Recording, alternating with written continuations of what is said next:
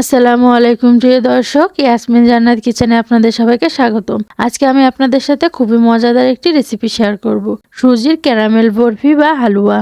আর এই সুজির হালুয়াটি খুবই সহজভাবে তৈরি করা যায় এবং এই সুজির হালুয়া রেসিপিটি খুবই মজাদার হয় আর ঘরে থাকা অল্প উপকরণ দিয়ে তৈরি করে নেওয়া যায়। আমি আশা করছি আমার এই সুজির ক্যারামেল বরফি বা হালুয়া রেসিপিটি আপনাদের খুবই ভালো লাগবে আর সহজও লাগবে। আর এই সুজির হালুয়া রেসিপিটি যদি আপনাদের ভালো লেগে থাকে তাহলে আমার চ্যানেলটিকে সাবস্ক্রাইব করে নোটিফিকেশন অন করে পাশে থাকবেন। এখন চলে যাব মূল রেসিপিতে।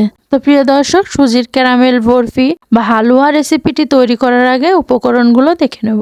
এখানে নিয়েছি সুজি, আর আমি সুজি নিয়েছি মেজারমেন্ট কাপের 1.5 কাপ পরিমাণ। এখানে নিয়েছি লিকুইড গরুর দুধ 1.5 কাপ পরিমাণ। আমি গরুর দুধ আগে থেকে জাল করে ঠান্ডা করে নিয়েছি। চিনি নিয়েছি 1.5 কাপ পরিমাণ। নিয়েছি ঘি, পরিমাণ মতো নিতে হবে। নিয়েছি কাজু বাদাম, আপনারা চাইলে যে কোনো বাদামই ইউজ করতে পারেন। উপকরণগুলো দেখে নিয়েছি। এখন আমি সুজি এবং দুধ ভালোভাবে মিশিয়ে নেব। তো প্রিয় দর্শক, আপনারা দেখতেই পাচ্ছেন আমি এখানে সুজি নিয়েছি 1.5 কাপ এবং দুধ নিয়েছি 1.5 কাপ। এখন সুজি এবং দুধ ভালোভাবে মিশিয়ে নিচ্ছি। আর প্রিয় দর্শক, সুজি, দুধ এবং চিনি সম পরিমাণে নিতে হবে এই সুজির হালুয়া রেসিপিটি তৈরি করার জন্য। তো আমি এখানে সুজি আর দুধ ভালোভাবে মিশিয়ে নিচ্ছি। তো চামচের সাহায্যে ভালোভাবে মিশিয়ে নিয়েছি। আপনারা দেখতেই পাচ্ছেন আমি সুজি এবং দুধ ভালোভাবে মিশিয়ে নিয়েছি। এখন 10 মিনিটের জন্য ঢাকনা দিয়ে রেখে দিচ্ছি। সুজির হালুয়াটা তৈরি করার পর আমি যে প্লেটে তুলে রাখবো সেই প্লেটটাতে আগে থেকেই ঘি মেখে রেখে দিচ্ছি। তো প্রিয় দর্শক, আপনারা দেখতেই পাচ্ছেন আমি অল্প একটু পরিমাণে ঘি নিয়ে নিয়েছি এবং হাতের সাহায্যে ভালোভাবে প্লেটে মেখে নিচ্ছি। দেখতেই পাচ্ছেন ঠিক এভাবে করেই প্লেটে ঘি মেখে নিতে হবে। সুজি এবং দুধ মিশিয়ে রেখেছিলাম 10 মিনিটের জন্য। 10 মিনিট হয়ে গিয়েছে। 10 মিনিট পর আমি ঢাকনাটা তুলে নিচ্ছি। তো প্রিয় দর্শক, আপনারা দেখতেই পাচ্ছেন দুধ এবং সুজি ভালোভাবে মিশিয়ে নেওয়া হয়ে গিয়েছে।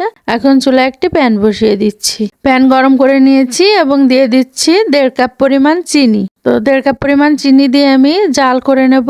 চিনির সাথে দিয়ে দিচ্ছি অল্প পরিমাণে পানি। চিনি এবং পানিকে চামচের সাহায্যে ভালোভাবে মিশিয়ে নিচ্ছি। তো প্রিয় দর্শক, আপনারা দেখতেই পাচ্ছেন আমি চামচের সাহায্যে ভালোভাবে নাড়িয়ে নিচ্ছি। আর এভাবে করে অনবরত নেড়ে নিতে হবে। আপনারা যদি মিষ্টি বেশি খান তাহলে চিনির পরিমাণটা একটু বাড়িয়ে দিতে পারেন, কোনো সমস্যা নেই। তো প্রিয় দর্শক, আমি চিনি জাল করে ক্যারামেল তৈরি করে নেব।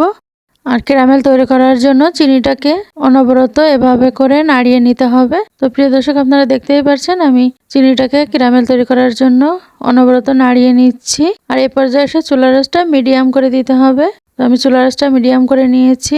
চামচের সাহায্যে অনবরত নাড়িয়ে নিচ্ছি। আর এভাবে করে আমি ক্যারামেলটা তৈরি করে নেব। আপনারা দেখতেই পাচ্ছেন কিছু সময় জাল করে নেওয়ার পর ক্যারামেলটা তৈরি হয়ে গিয়েছে। প্রিয় দর্শক, দেখতেই পাচ্ছেন ক্যারামেলটা তৈরি করে নিয়েছি। এই পর্যায়ে এসে আমি দিয়ে দেব 3 থেকে 4 চামচ ঘি আর 2 চামচের মতো পানি। ঘি এবং পানি দিয়ে ঘন ঘন নাড়িয়ে নিতে হবে। আর এই পর্যায়ে এসে চুলাটা অফ করে দিচ্ছি। চুলাটা অফ করে দিয়েছি। এখন চিনির ক্যারামেলের সাথে ঘিটাকে ভালোভাবে চামচের সাহায্যে নাড়িয়ে মিশিয়ে নিচ্ছি। তো প্রিয় দর্শক, আপনারা দেখতেই পাচ্ছেন আমি ঘিটাকে ভালোভাবে চিনির ক্যারামেলের সাথে মিশিয়ে নিয়েছি। চিনির ক্যারামেলের সাথে ঘিটা ভালোভাবে মিশিয়ে নেওয়া হয়ে গিয়েছে। এখন দিয়ে দেবো আগে থেকে ভেজানো সুজি। প্রিয় দর্শক, আপনারা দেখতেই পাচ্ছেন আমি আগে থেকে দুধ এবং সুজি মিশিয়ে রেখে দিয়েছিলাম, সেটা এখন আমি ক্যারামেলের ভিতরে দিয়ে দিয়েছি। ক্যারামেলের ভিতরে ভেজানো সুজি দিয়ে দ্রুত মিশিয়ে নিতে হবে।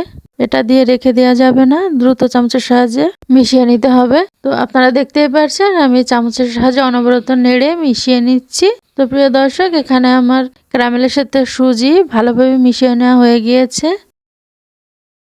মিশিয়ে নেওয়া হয়ে গেলে চুলাটা আবারও অন করে দিতে হবে। তো প্রিয় দর্শক, এখানে আমি সুজি এবং ক্যারামেল ভালোভাবে মিশিয়ে নিয়েছি এবং চুলাটা অন করে দিয়েছি। এ পর্যায়ে চুলার আঁচটা লো টু মিডিয়ামের মাঝামাঝি রেখে দিতে হবে। তো প্রিয় দর্শক, আমি চুলার আঁচটা লো টু মিডিয়ামের মাঝামাঝি করে দিয়েছি এবং সুজির হালুয়াটাকে অনবরত নেড়ে দিচ্ছি। তো এভাবে করে সুজির হালুয়াটাকে অনবরত নাড়িয়ে নিতে হবে। আপনারা দেখতেই পাচ্ছেন অনবরত কিছু সময় সুজির হালুয়াটাকে নাড়িয়ে নেওয়ার পর কালারটা চেঞ্জ হয়ে এসেছে। আপনারা দেখতেই পাচ্ছেন সুজির হালুয়াটি প্রায় তৈরি হয়ে এসেছে। আর সুজির হালুয়াটি তৈরি হয়ে এলে এভাবে প্যান থেকে সুজির হালুয়াটি উঠে আসবে। তো প্রিয় দর্শক, আপনারা দেখতেই পাচ্ছেন আমি সুজির হালুয়া রেসিপিটি তৈরি করে নিয়েছি কতটা সহজভাবে। সুজির হালুয়াটা তৈরি হয়ে গিয়েছে। এখন আমি সুজির হালুয়াটাকে নামিয়ে নেব। তো প্রিয় দর্শক, আমি আগে থেকে যে প্লেটে ঘি মেখে রেখে দিয়েছিলাম সেই প্লেটটাতে আমি সুজির হালুয়া নামিয়ে নিচ্ছি। তো সুজির হালুয়া নামিয়ে নিয়েছি। এখন আমি হাতের সাহায্যে গোল সাইজ করে নেব। তো প্রিয় দর্শক, আমি এখানে হালুয়াটাকে আমি গোল সাইজ করে নিয়েছি, কারণ আমি লম্বা লম্বা করে ছুরির সাহায্যে কেটে নেব। এ কারণে আমি গোল সাইজ করে নিচ্ছি। আপনারা চাইলে যে কোনো সাইজের করে নিতে পারেন। প্রিয় দর্শক, সুজির হালুয়া তো অনেকভাবেই খেয়েছেন। এভাবে করে ক্যারামেল সুজির হালুয়া রেসিপিটা একবার হলেও ট্রাই করে খেয়ে দেখবেন। ক্যারামেল সুজির হালুয়া রেসিপিটা কতটা মজাদার হয়। তো প্রিয় দর্শক, এখানে আমি হালুয়াটা ঠান্ডা হওয়ার জন্য রেখে দিচ্ছি। তো কিছু সময় পর আমি হালুয়াটা ঠান্ডা করে নিয়েছি, আপনারা দেখতেই পাচ্ছেন। এখন আমি একটা ছুরির সাহায্যে পিস করে কেটে নিচ্ছি। তো আমি এভাবে করে পিস করে কেটে নেব। আমি আবারও বলছি, আপনারা চাইলে যে কোনো সাইজের করে নিতে পারবেন। আমি এখানে সবগুলো পিস একই সাইজের করে নিয়েছি, আপনারা দেখতেই পাচ্ছেন। আর এখানে আমি সবগুলো পিস তৈরি করে নিয়েছি। এখন আমি হালুয়ার উপরে দিয়ে দিচ্ছি কাজু বাদাম। তো প্রিয় দর্শক, আপনারা দেখতেই পাচ্ছেন খুবই অল্প উপকরণে এবং অনেক সহজভাবে আমি সুজির ক্যারামেল হালুয়া বা বরফি রেসিপিটি তৈরি করে নিয়েছি।